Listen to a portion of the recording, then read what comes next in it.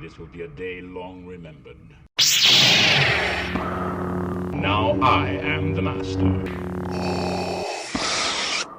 Welcome to another episode of Legends and Theories, and welcome to my review of What If, Episode 6, What If Killmonger Rescued Tony Stark, and this is another really good one.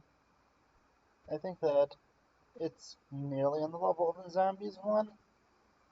It's pretty close, but I think the ending was a little more disappointing, where I felt like there was a lot more that could have been told in it, but it wasn't. And well, that's the only real complaint I have of this episode. Besides that, I really enjoyed it. It starts off with the events of the first Iron Man, and it goes with, the normal stuff up to the moment the missile's about to explode. And there, Killmonger is able to rescue Tony and brings him back to the US. And there, he exposes Obadiah Stane's plans, has him arrested, and using manipulation, gets Tony to both promote him to Happy's job, but then almost immediately after, as second in charge of Stark Industries. And this is where it starts to get interesting. We know that, of course, he is a villain, and his plans to take over Wakanda, but we're not fully sure about it, what he's going to be doing, and it turns out that while he was in college going for, I think, a doctorate, probably in some, in like robotics or something, because it turns out, I'm not sure if this would happen in the main MCU, but in this universe at least, he's able to design drones similar to the ones that Whiplash designed, and uses these to go to war. And they need vibranium, although Tony does have the idea to miniaturize the arc reactor. And this ultimately leads them to going to Claw and going to Black Panther. They leak the, information where he is killed, and this is, getting intense. Although Tony is able to figure it out pretty quickly and sends one of the drones to kill Killmonger, fails, and he is killed. But this, of course, is part of his plan. Even though both Happy and Pepper are suspicious, there's nothing they could really do. And I'm continuing to watch. Things get more and more intense as they build an army to take on Wakanda. And although the army is defeated, they go. This is to be used by Killmonger to make him become Black Panther and want to go to war. But Shuri, who is also suspicious, goes to the US and figures out that this was manipulated by Killmonger and that he killed Iron Man. Well, not Iron Man really, it's not Iron Man in this universe, but he kills Tony, Rhodey, and T'Challa, and now they're going to expose it, but that's where it ends. And I think that, although it was, kind of typical, they do have it on kind of cliffhanger endings. Usually I think this is one that I feel like they maybe should have had a little more, because I didn't feel like the story was fully complete. Looking at the Captain Carter one, I felt like the story finished there. And the second, the T'Challa one, the story was, essentially finished. What was week 3?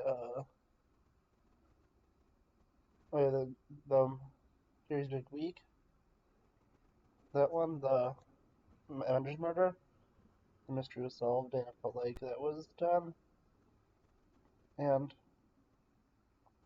it was, setting up a new one, but it didn't feel like that's why I wasn't left with too many, new threads to without this setup. The Doctor Strange one was one of the most definitive ending.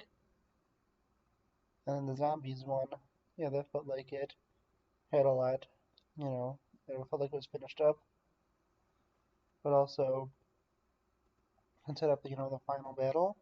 But looking at the last of this one, it feels like there's just so much left hanging, and that's kind of my main problem. Although really, I think it's close.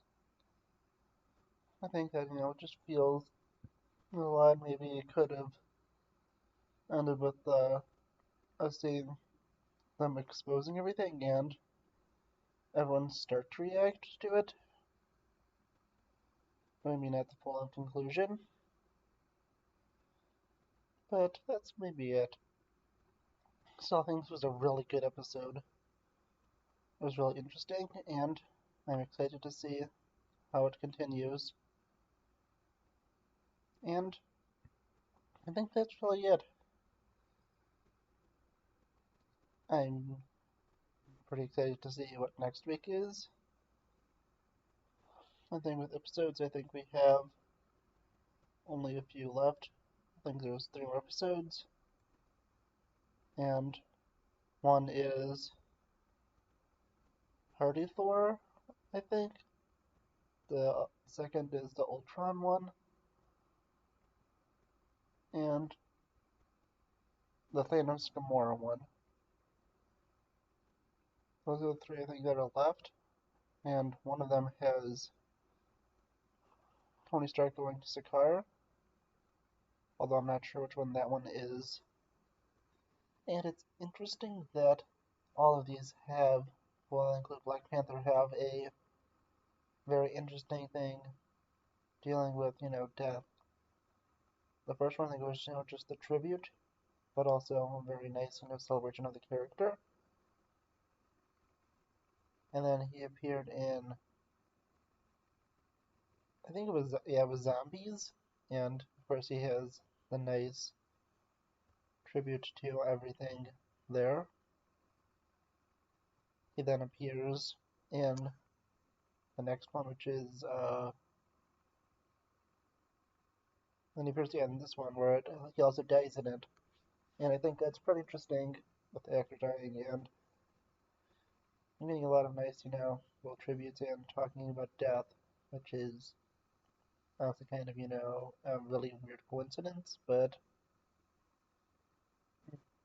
that's, kind of it. And the last thing I wanted to mention with this story, I forgot to, is I'm wondering what's going to happen when Thanos starts coming for the Infinity Stones in this universe. And it seems that this universe is already doomed since Tony Stark, well, first from there to create time travel, and second, he isn't going to be able to, do the snap to undo everything, well, to defeat Thanos' army. So, this universe may be doomed to just lose half the population. Although, maybe a few will survive. Maybe they could get lucky and Hank Pym could live, since, well, 50% isn't the same now, since, well, Black Panther, Iron Man, and War Machine are now dead.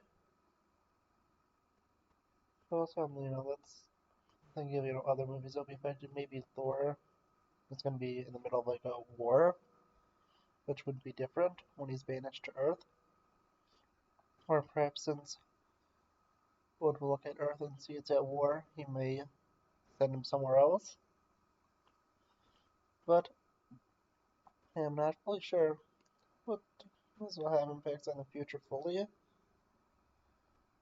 Although I think that Well, if Thanos, which is really likely, gets the Infinity Gauntlet built, he is going to, of course,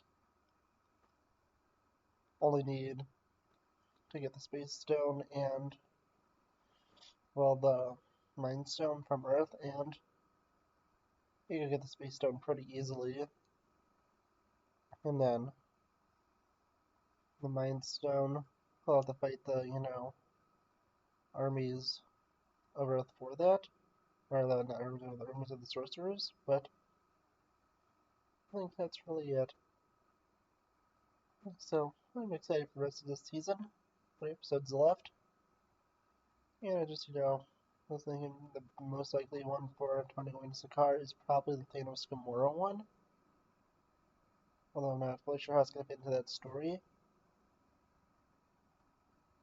Or maybe it could be Party Thor. It could be either of those. Well, I think Party Thor may be a little more likely, since it looks like there's like a party and stuff on Sakaar. I'm not 100% sure on that, but still interested. Excited to see what happens, of course. And I'll see you all in the next episode of Legends and Theories. Thank you for watching this episode of Legends and Theories. Please subscribe, like the video, share the video, leave a comment, check out the video on screen, and may the Force be with you.